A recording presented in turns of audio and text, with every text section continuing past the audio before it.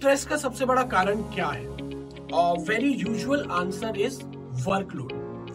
People are unable to find a balance between their personal and professional life, जिसे हम usually work life balance कहते हैं, जिसकी वजह से आप स्ट्रेस रहते हैं और समझ ही नहीं आता कि किस पर चिढ़े, घर वालों पे या ऑफिस के बॉस पर.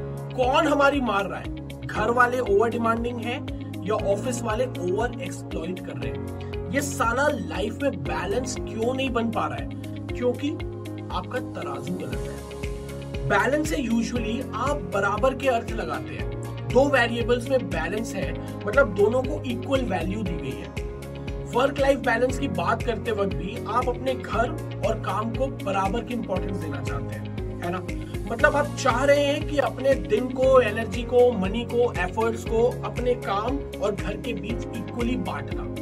स्टैटिस्टिकली ये कुछ ऐसा है कि आप 12 घंटे काम पर रहिए और 12 घंटे घर या बाकी पर्सनल जगहों पर शायद इसीलिए ये बैलेंस नहीं मिल रहा है क्योंकि दिन तो सिर्फ 24 घंटे का ही होता है और जिसका एक बड़ा हिस्सा हम हमारे काम वाली जगह पे खर्च करते हैं और शाम में 3 घंटे अपने परिवार के साथ बिताते हैं.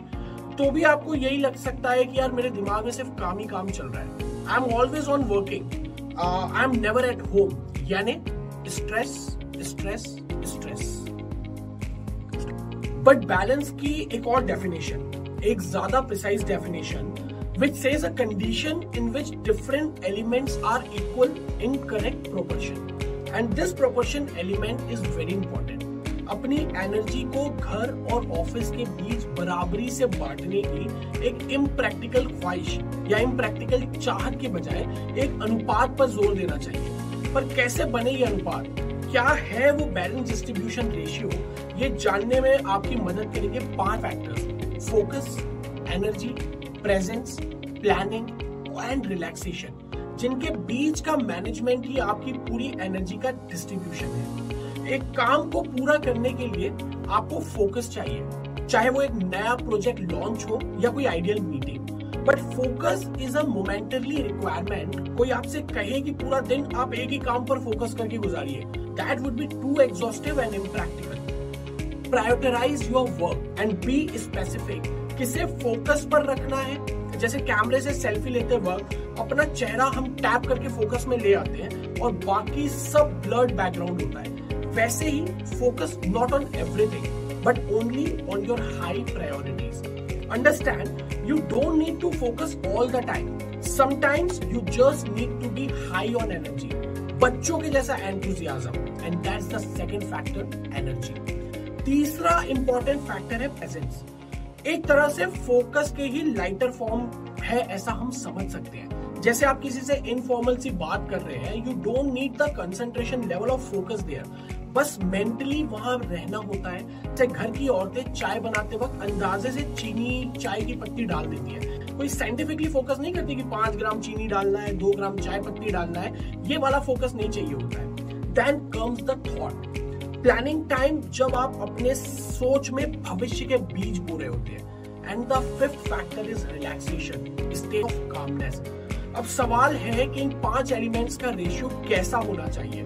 दिन के किस पहर में किस तरफ का काम करने से आप अपनी एनर्जी को ऑप्टिमम बैलेंस यूज कर पाएंगे, उसके लिए बहुत जरूरी है अपने डे शेड्यूल को एनालाइज करना. Just note down your general bed time, यानी आमतौर पर आप कितने बजे सोते हो और कितने बजे उठते हो. उसका बीच का टाइम आपका मिड टाइम होता है. जैसे अगर आप 8 घंटे की नींद लेते हैं, 10 बजे रात को सोते हैं, सुबह 6 बजे उठते हैं, तो आपका स्लिप मिड टाइम जो हुआ वो रात के 2 बजे हुआ. Now listen very carefully.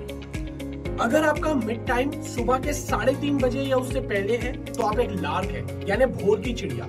और अगर आपका मिड टाइम सुबह के 5:30 बजे या उसके बाद है तो आप आउल है. और अगर सुबह के 3:30 और 5:30 के बीच है तो आप एक थर्ड बर्ड है. अगर आप लार्क है यानी भोर की चिड़िया है तो एनालिटिकली टास्क जिसमें ज्यादा फोकस चाहिए है वो करने के लिए सबसे अच्छा समय है अर्ली मॉर्निंग. वो सारे टास्क जिनमें सिर्फ प्रेजेंस बहुत है, जैसे अपने पार्टनर के साथ एक रोमांटिक नॉर्मल डिस्कशन, आप लेट आफ्टरनून या अर्ली इवनिंग में भी कर सकते हैं. For planning, early morning is the best time for love. अगर आप आउल हैं तो फोकस बेस्ड टास्क को सबसे अच्छे से लेट आफ्टरनून या इवनिंग में परफॉर्म कर सकते हैं। इनसाइटफुल टास्क जहां सिर्फ प्रेजेंस जरूरी है उसे सुबह कीजिए। For planning do it on late afternoon and evening.